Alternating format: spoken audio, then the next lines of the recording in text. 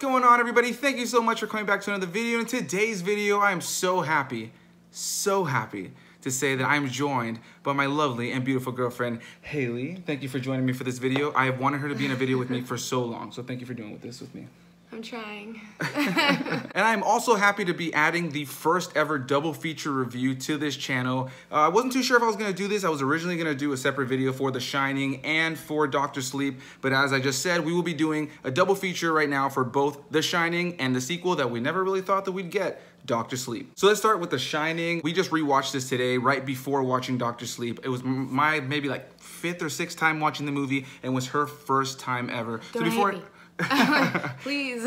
So before I get too far into my thoughts on it, what was your thoughts on it the first time watching it? So obviously it's different now watching it compared to back when it was released. It was definitely like a big thing for its time, so I had to take that into account. It sucks because you hear all this hype. You know, I don't want to get hate because I really enjoyed the movie, but it dragged. Like it dragged to certain points. There was just like really long shots, you know what I mean? That just weren't what I was expecting.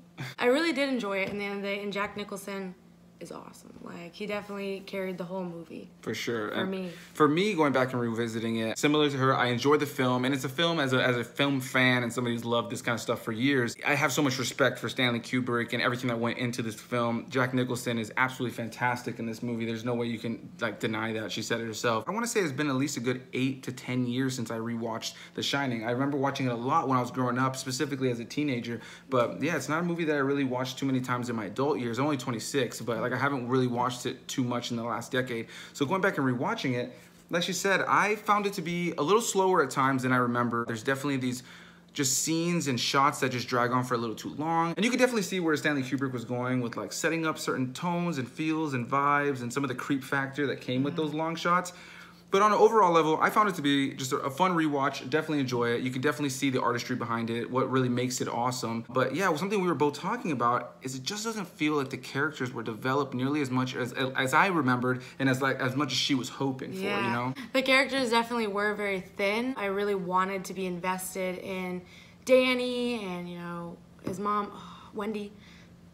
And I'm sorry, but like in general, it was just more difficult for me to keep up with these characters besides Jack Nicholson's character. Yeah. Because number one, Danny barely speaks, and when he does, it's just like one of my biggest gripes is Wendy's character, because he told me all about how they like pushed her to her breaking point. You know, in this day and age, she has, you know, mental illness. She said that that movie broke her, but I felt that she truly did just overact past like Jack Nicholson. Like he nailed it on what it was, and I think they just pushed her too far. I joked with him, like the one scene, obviously the very famous scene where he's like chopping through the bathroom. She keeps covering her eyes and screaming, covering her eyes and screaming, and that's all she's doing for that whole time. She just, ah! And then she'll like look back, ah! And ah! And I was just like, oh my gosh, lady, at least you could be working with the window, you could be doing something at this point. I just felt like these characters could have been better fleshed out, so I was a little disappointed, but I did still really enjoy it. I loved being able to hear her take on this. You know,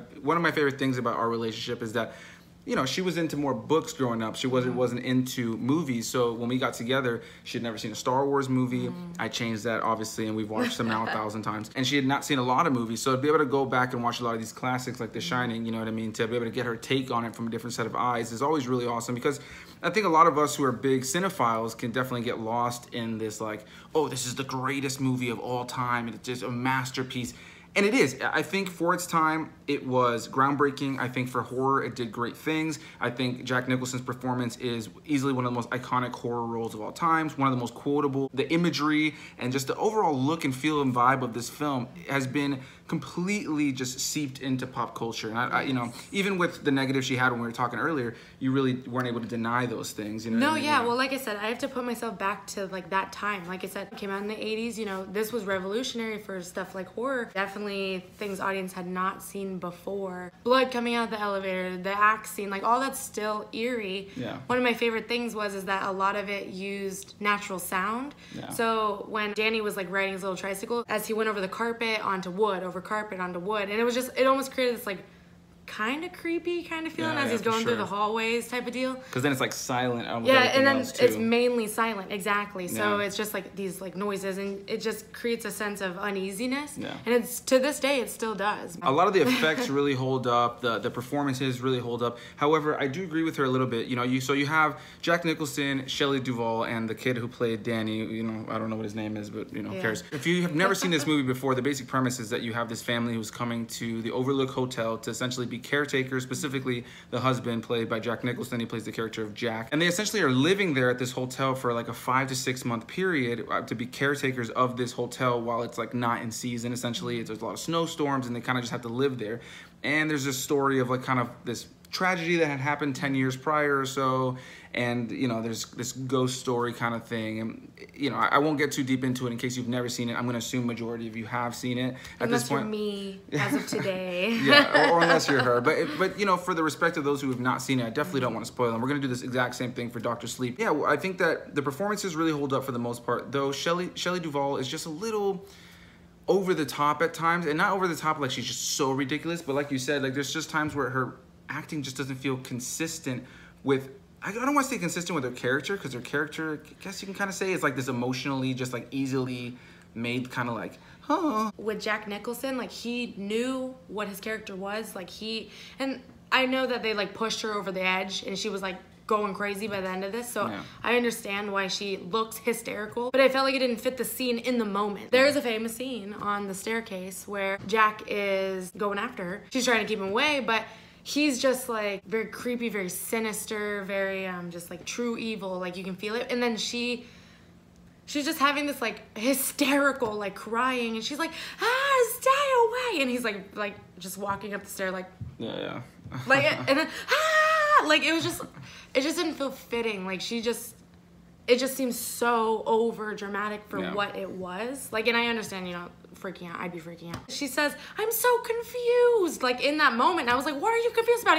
He literally says, "Quote, I'm going to bash your brains in." Like, yeah. I'm so confused. I was just like, "Girl, run, let's go." But I mean, I can appreciate how much she put into it. Like, she gave it her everything and more. She definitely seemed like somebody who was hysterical and crying. Yes. I think my biggest issue going back and rewatching the film, and again, I think that though we have our criticisms, we both walked away from it saying it's a great movie, it's a good movie. I probably love it a little bit more because I have that nostalgia to it. I've seen it multiple times. And I love its role in pop culture, but we both really enjoy it, and there's no way you can just disrespect this film. It's one of the greatest films in cinema history. But going back and rewatching it from a modern set of eyes, there's definitely a lot of really slow parts that could have been trimmed down a little bit. The movie's a little over 2.5 hours, and it just doesn't need to be. It feels its length at times. There are these really great iconic moments, but around it, you have this story that I feel like could have been fleshed out a little bit more. There are these little random moments that just feel like they're kind of not really explained all too well. And what I love about this film is that it doesn't need to explain things too well. Like when the movie ends, you kind of have to watch it multiple times to gain different perspectives on it, but you can kind of walk away from it with a different take on what the ending meant. You know what I mean? Yeah. Depending on your point of view. And so that's something I appreciate about this movie. I know we were both talking about that earlier. But on an overall level, I think we both agree that it's well acted outside of, our thoughts on Shelley Duvall at times. But I think my biggest gripe with the film, and we were talking about this earlier, is that things just feel like they progress a little strangely for me when you go back and rewatch this film. There's little time jumps throughout the film, and then there's just sometimes you'll see a character for one scene, and like Jack Nicholson's character, famously, even if you've never seen this movie, come on, you know something about this movie. He famously goes a little loony as the film goes on, and it just feels like with every scene that you see him, like each day, you weren't really watching him progress into this madness. You just kind of see him at different stages of crazy throughout the movie. So you don't really have like a central character that you really feel like you're following or honed in on. Like you just have this family in this situation, and then sometimes the film focuses on one character at a time, but then there's big stretches of time where it doesn't feel like it really... Well, even with me watching it, like I got that's what they were going for, was his progression into madness over the months, over the time being there, secluded. But like he almost just seemed crazy right out the gate. I don't even have to see this movie to know where this is going. I just felt the pacing at times was funky, and they chose to like have these really long shots of just like one thing. And it's not like the character's like saying anything or really even doing anything. I remember this one scene with Jack Nicholson where it's like on his face, but it's just on his face for like a really long portion of time. And then it just cuts, like things just like cut, and I'm like, okay. But over time it just was like, oh, he was crazy from the beginning and now he's just crazy. So yeah, honestly, that's kind of how I feel about it. Is like the progression of the characters doesn't feel as smooth as I think a lot of us may remember it. And when you go back and rewatch it, if you haven't seen it in a long time like myself, go back and revisit it, because it's definitely a technical achievement in a lot of ways. Some of the camera angles, the special effects, the eeriness, the soundtrack, the score is very memorable. This is a great film, and I think both of us are definitely walking away with that mentality. But there's definitely a lot about it that I don't think is as incredible as people say. People put this up, we were talking about, people put this as like the top 5 horror films of all time. I think that there's elements about this for its time that definitely I would have agreed. It's definitely a great movie, definitely has its place in pop culture, but not as incredible. And the one last thing I want to ask you about, this is kind of spoilery, but it's not really part of the plot, and I haven't actually talked to her too much about this, so I wanted to get it on camera. What were your thoughts on the blowjob teddy bear ghost at the end? What the heck was that? Like, I literally, during it, I literally looked over to him and I was like, what even was that? That literally had there was nothing in the movie that was anywhere similar to that. And I was just like, it's just so random. And they the bear guy looks up and he's like, and I'm just like, what is happening? What is happening? Like, apparently it's in the book, and I think we didn't say this. We didn't say this, and I guess I'll say this going into Dr. Sleep.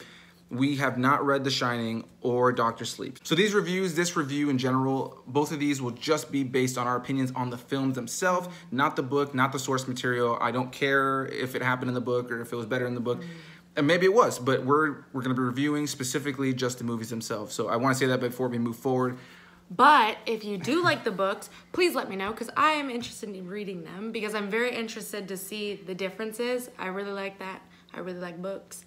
So let me know. Yeah, guys, just leave those comments down below for her so she can know if she needs to check out those books. I told her to check them out because she's way more into reading than I am. The only stuff I really read is Star Wars, and I really tend to just watch stuff mainly. But yeah, guys, my general thoughts on The Shining. Great film, definitely a classic. There's some elements about it that are a little slow and some stuff that I feel dragged on. I don't think the movie needs to be 2.5 hours, to be honest, but great performances, definitely memorable lines, memorable imagery. One of the greatest horror films of all time, for sure, without a doubt. Just I don't think sometimes as good as some people make it out to be. Any final words on The Shining? I really enjoyed it. Obviously, there's going to be lots of like criticism on it, because in this day and age, movies are different. But coming from the perspective of, you know, watching for the first time in the 80s, going to the theater, I would have been creeped out, man. Yeah. But I really enjoyed it. I'm glad I finally saw it. I would put it in my top 10, like, horror movies, you know? Like, I just really like Jack Nicholson. No, I he's think great in the movie, he 100%. Perfectly portrays, like, someone who's just wicked, like, you know what I mean? And it's his eyebrows, you know, because he has those like weird like curvy eyebrows, and I was here for it all the way. I wish it would have spent like more time with him, or like kind of a little bit, just because I kind of wasn't about Shelley Duvall's character, but she's got to be there to play her role. But that's what I mean. Like I can't criticize her because she was just doing what she was asked. Yeah. Like, you know, her character's just kind of annoying throughout the film. It's just because Danny just kind of seems like that, like. The kid actor who plays Danny, we were talking, is very similar to us, and like the kid who played like Andy Barkley in the like Chucky films. Yeah, like I understand, you know, maybe child actors weren't what they are today. But like she's yelling Danny, and he's just like.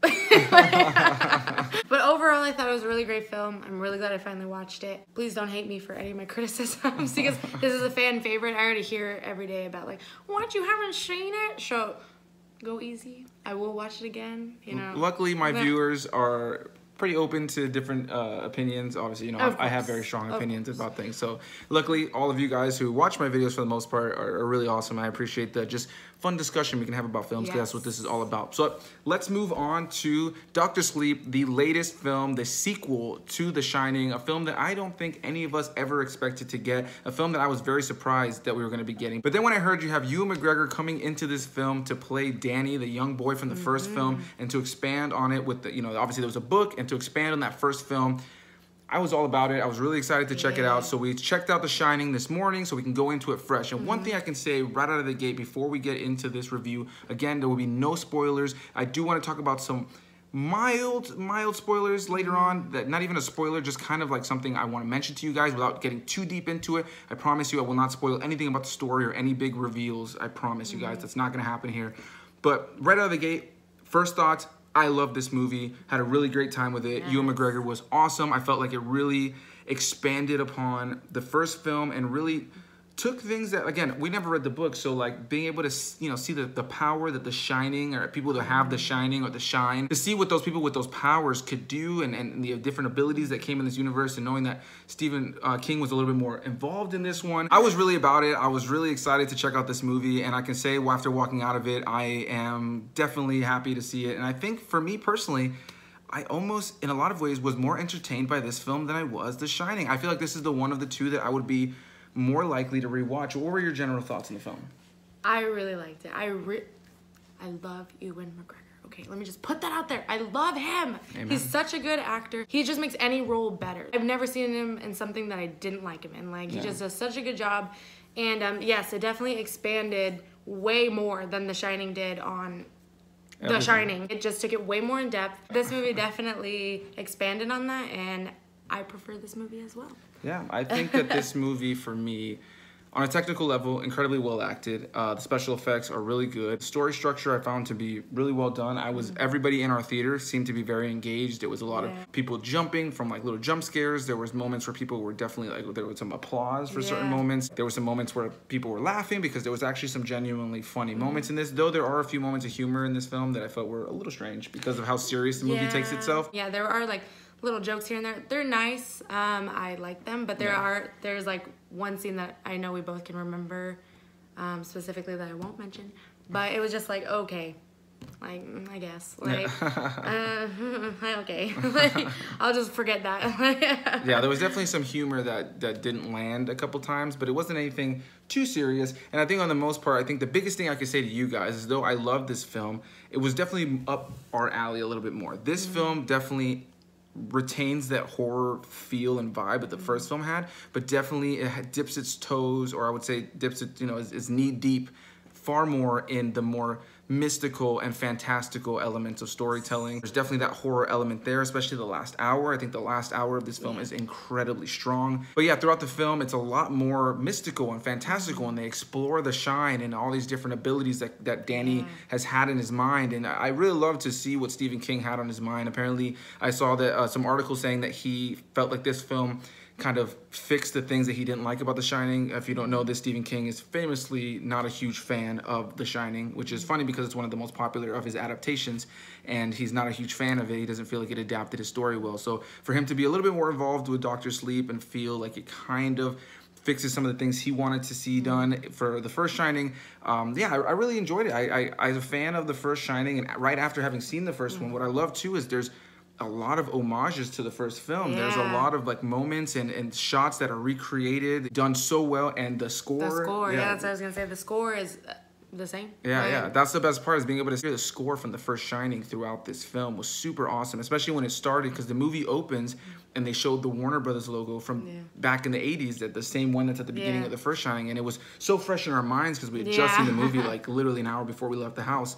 And so to be able to see that and have that score, and it literally had that same feel and tone and vibe of the first one, while also being able to really be its own thing. It really builds up its own story, its own stakes, and introduces new things to the franchise. And what else can you ask of a sequel other than to expand upon the things of the first film, you know? So I really enjoyed it. I had a great time, great performances, great special effects, some cool action in there too. I have some more gripes we'll talk about in a second, but yeah, anything else you want to say about those things? I just really enjoyed this movie. I don't think it was as like eerie as the first one was trying to be, but I liked that. Like, I appreciated it. It was its own thing, you know, for being a sequel. I definitely would recommend. But I did like it better than The Shining. I don't think that this one will go down as an iconic film the same way that the first one went.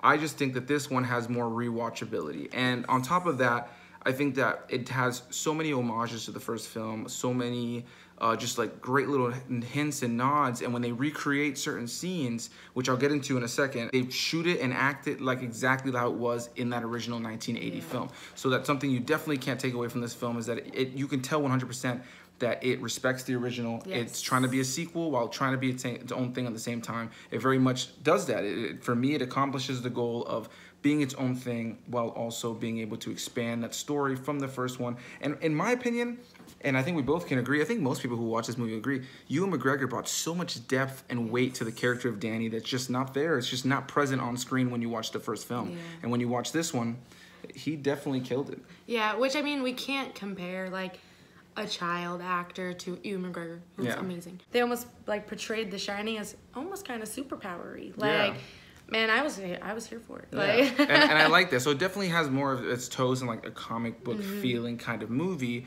but not so much that it becomes like some quippy, like lighthearted, like action adventure romp. It's just not that, you know what I mean? It definitely retains that horror thriller vibe. It's less of a psychological thriller, more of a straightforward horror thriller with some fantasy elements implemented in. And I honestly, I really enjoyed seeing what they were able to do with The Shine. It expanded upon that in the first film. Being able to go into this film and see that there's all these other characters that have that ability, that you know, how do they use it? Do you use it for good? Do you use it for bad? The different things you're capable of doing with it. I feel like the film set up its rules really, really well, and I was really into it. I would say my biggest gripes about the film, my biggest negatives about the film, is that there's a lot of convenient writing at times, characters that are written out just out of very conveniently in certain situations. And the one thing that we definitely were both agreeing on is, like, the first film, it made sense, again, because it was in a contained story in a hotel in the middle of, like, a snowstorm, pretty much majority of the film. It made sense that these characters would be in the midst of this and not have law enforcement show up at any time. In this film, they're going all over the place, and there's a lot of situations that you would think, yo, law enforcement will be involved, like life and death situations, people are dying, things are happening, and they just keep moving from these areas, doing things with, you know, and there's just no consequences, and you never like see the police really in this movie at all. You think, oh my god, the police would be all over the situation. 100%. I just remember just watching and being like, where are the police? Like, they would just move from like one scene to the next, and I was just like, no consequences for that scene at all. Is nobody calling the cops here? Like, what's going on? At all? But on an overall level, I really enjoyed this film. I thought it was really well acted. I thought it was a fun, good time. Again, I don't think it's going to be as iconic and memorable on an overall level as the first Shining, but I think that it definitely pays homage to that first film. There's a lot of respect for that first film. And I think this is a very solid sequel and a solid companion piece to that first film. The one other thing that I wanted to talk about, and this is going to be mild spoilers. Again, this is not going to touch on any of the story beats itself, but just something I just kind of wanted to mention here, because this is either going to be a hit or a miss for certain people. And what it is right in the first couple minutes of the film, so this isn't really a huge spoiler, we are treated to a flashback of Danny riding on his tricycle, that famous scene from the original. They recreate that scene, and they have a new kid playing the character of Danny. And so I was already kind of surprised to see that. I thought, okay, it's going to be just this brief little moment. You know, it's shot exactly like the first film is, but they have a new actor playing him. And then it goes a little bit further into this flashback scene, and it shows us events after the events of the first Shining film, but obviously when he's still a kid. And they also recasted Shelley Duvall's character. So you see both Wendy and Danny after the events of their first Shining film, but they're played by different actors. So that's going to be a hit or miss for certain people. I won't get too much deeper into spoilers and like story beats. That's not really much of a spoiler because it is in the first couple minutes, so it's not like I'm really ruining anything story beat wise for you. But you know, this film, when it does do those flashbacks, and there's a few flashbacks throughout the film, it is with these recasted versions of the characters. Literally, they're shot exactly like the first film. It's supposed to be a sequel. Like, it's clearly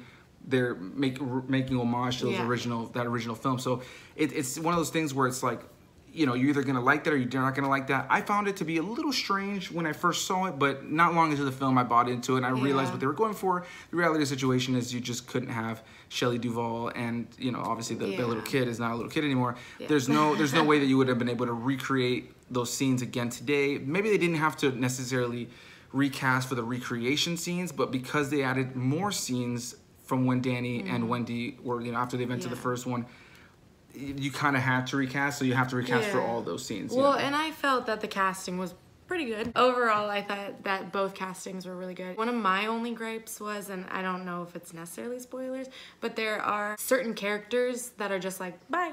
Yeah. Like, oh, I'm so glad you mentioned that. Bye. Like, there are characters in this film that are built up to be pretty likable. Yes, like, or at least you're invested. Because at least you feel like they're nice people. Yeah, like you are invested in like what they are. Like, you know, but then it's just like, see ya. Yeah, there's some characters that definitely meet an unfortunate end in this film that are likable, and you just felt like they weren't necessarily like the hugest characters in the film, but you kind of feel when you're watching it like, man, like that character did not deserve that. They did not need to go. And they kind of just move past them as far as the story goes, as just kind of the weight of their characters moving on didn't really resonate as much as it should have. Yeah, like the characters didn't seem very affected, you know, by it. Like at first they were like, but then it was like, next. Pretty much, you know, guys, if you do not know anything about this film, the basic premise is you have Danny, the kid from the first film, who is now kind of just caught into this new mix of this adventure that's going on. There's this group of people who are looking for people like him to take his power, essentially to feed themselves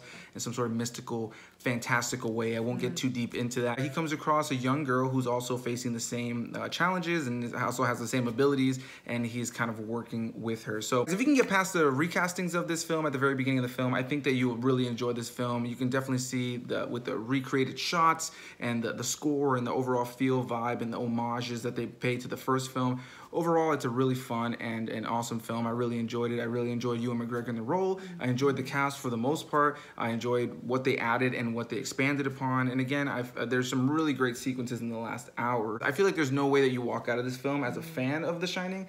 Even if you don't love it, there's no way that you don't walk out and having still enjoyed a lot of that, the nostalgic elements and a lot of the real great connections to that first story. Any last words on this movie? No, I really, really liked it. If you read the book, let me know how it was, because like I said, I want to compare. Overall, I really like it. Definitely recommend it. Definitely go see it. But yeah, guys, that's going to be our review for The Shining and Dr. Sleep. Thank you for sitting around and watching us talk about The Shining and Dr. Sleep double feature. First time I ever do this on this channel. If you guys want to see more videos like this, little double features of certain series or something like that, let me know down in the comments below what movie or what series of movies you'd like to see me do all in one video. So yeah, guys, thank you so much again for watching. Leave your comments down below. Let us know about the books if they're worth checking out. Let me know down below. Do you guys like the first Shining movie? Do you like the Dr. Sleep movie? Let me know all of that down below. Which is your favorite? I'm going to assume a lot of people are going to say The Shining. But if you have seen Dr. Sleep, did you like it? Did you feel the same way we felt about it as far as, you know, the comparison to the first film? On an overall level, these are two great films, and I highly recommend both of them. I'm assuming you feel the same way? Yes. Cool. That's going to be our review, guys. Thank you so much. Leave those comments down below, and we will see you guys in another video. Bye-bye.